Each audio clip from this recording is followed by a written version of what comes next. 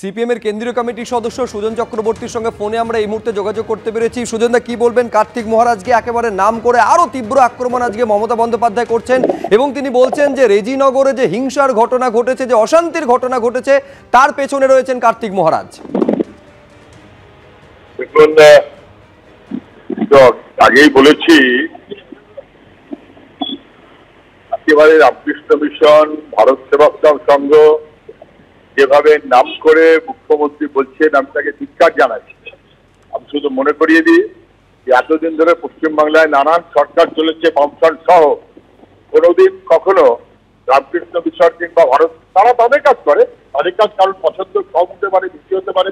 মমতা ব্যানার্জি কখনো একরকম বলবেন, কখনো আরেক রকম বলবেন, কিন্তু তাদেরকে এইভাবে দাগিয়ে দেওয়াটা আমি তাকে ধিক্কার জানাই। যেটা কোনোদিন কখনো পশ্চিমবাংলায় কখনো হয়, কংগ্রেস আমলেও হয়নি, বামফ্রন্ট 34 বছরে হয়নি। মুখ্যমন্ত্রী হঠাৎ করে না কেন করলেন? আসলে উনি বল তুলে দিলেন যাতে সেই বলে একটা বাউন্ডারি হাঁকাতে পারে নরেন্দ্র মোদী। উনি একটা লোপ্পা বল দিলেন এমন ভাবে যেন বাউন্ডারি মারতে পারে নরেন্দ্র মোদী।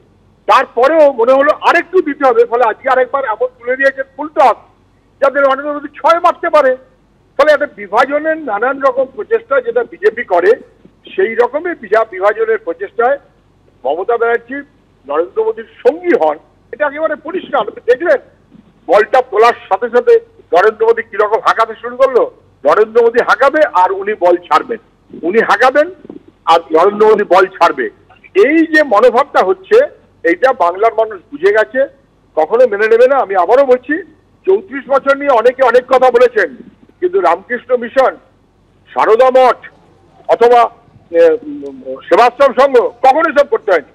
আর মুখ্যমন্ত্রী বাছাই করে চিটফান্ডের নাম করেন সারদার নামে, মুখ্যমন্ত্রী বাছাই করে ভান্ড অথবা ভান্ডার করেন এমন ভাবে যাতে দেবদেবীদেরকে সঙ্গে রেখে কলুষতা করা যায়।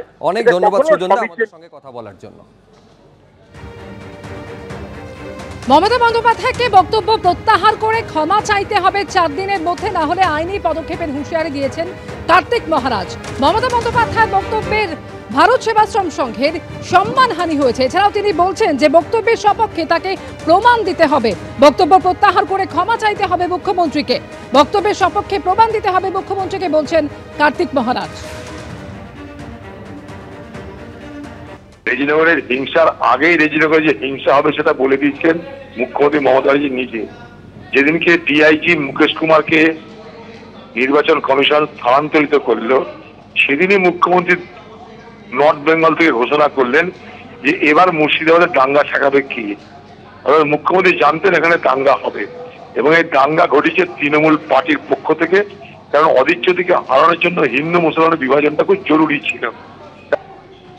কার্তিক মহারাজ কে না কে দিদি খুব ভালো করে জানে, কারণ গতবার অর্থাৎ 2019 সালে অধীর চৌধুরীকে হারানোর জন্য তার দলের লেফটেন্যান্ট কর্নেল শুভেন্দু অধিকারী কার্তিক মহারাজের সাহায্য নিতে চেষ্টা করেছিলেন, এটা সর্বজন বিদিত।